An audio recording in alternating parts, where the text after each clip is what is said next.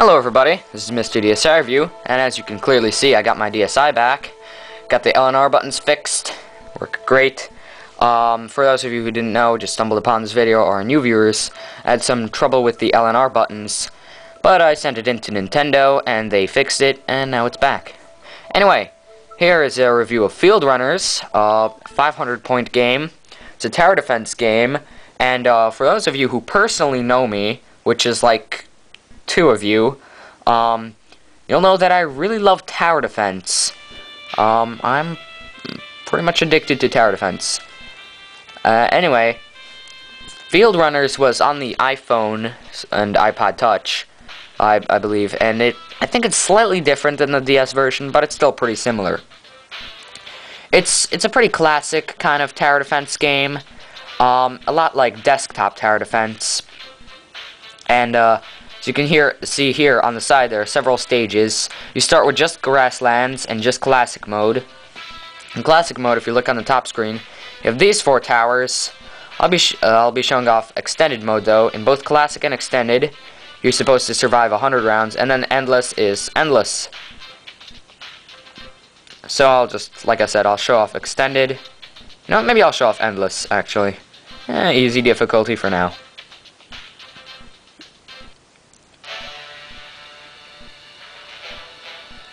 And here it gives you a little bit of instructions. Navigate the playfield by sliding your stylus across the screen, or the D-pad.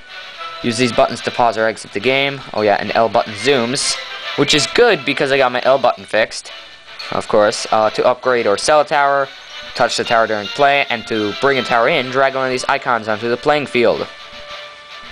Right. So, you've got your towers. This is your basic, it's like a machine gun tower. Set them up like that.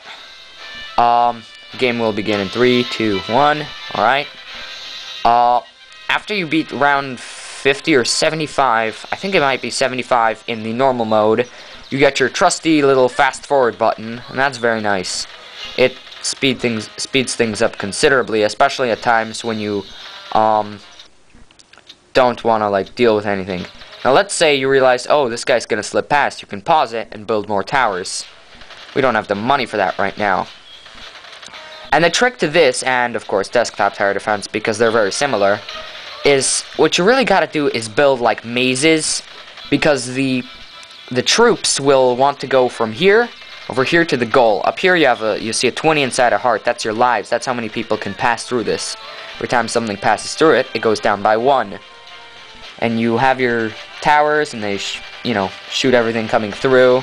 I'm assuming most of you already know how tower defense kind of works, because it's incredibly popular, but nonetheless, it's worth explaining, I suppose. And what they will do is, if anyone could actually survive more than like a second, what they will try and do is they will have to be forced to go around the towers, and you can't block off their path, so it won't let me. There are several types of towers. If you look here, this tower, well, as we see, it's just a basic gun tower. This is called like a soaker tower or something like that. It's basically your slowdown tower. And what the heck? That is not what I wanted. And it sprays stuff and it slows it down when it hits it. This tower, by the way, they give you a very brief description right here. It's splash damage. I don't like it too much. It shoots a missile, and I'm assuming what splash damage is whatever the explosion of the missile collides with. I never found it to be particularly useful. It's not exactly that strong. But nonetheless, gotta explain it. This is like a flamethrower. It's only in extended and endless mode. It's actually very good. I love it a lot.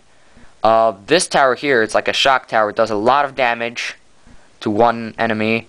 And this here, the last one, that costs $120, is kind of like the missile thing, but about a little bit slower rate of fire and about 10 times as powerful.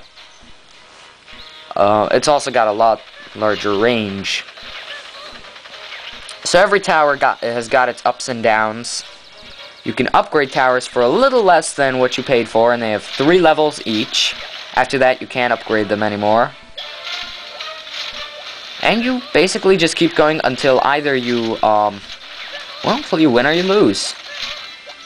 In Endless, of course, it's basically just till you lose, because, I mean, there's really nothing else. And it's a pretty strategic game. It's incredibly addictive to, as a lot of people who have played it can probably tell you. And, that's actually pretty much it. You unlock more courses as you, go through the other ones. Like, you unlock in the first one you unlock the second course, and in the second course you'll get the third course, and so on and so on.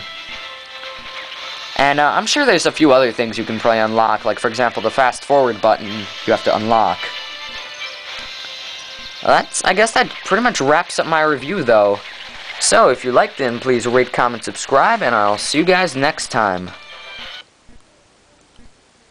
Oh right, one more thing, because I kind of forgot to mention that. The graphics are obviously very nice. If you zoom out, you can see the whole field. Oh wow, gotta lay more of these down. And the musics and sounds are pretty cool. And tower defense is tower defense. Some tower defense games are better than others, but this is a very good one in my opinion. So if you have 500 points and if this looks fun to you, I definitely recommend it. It's great. I could just spend hours playing tower defense. So yeah, I suppose that is just about it for the review. So if you liked it, please rate, comment, subscribe, and I'll see you guys next time.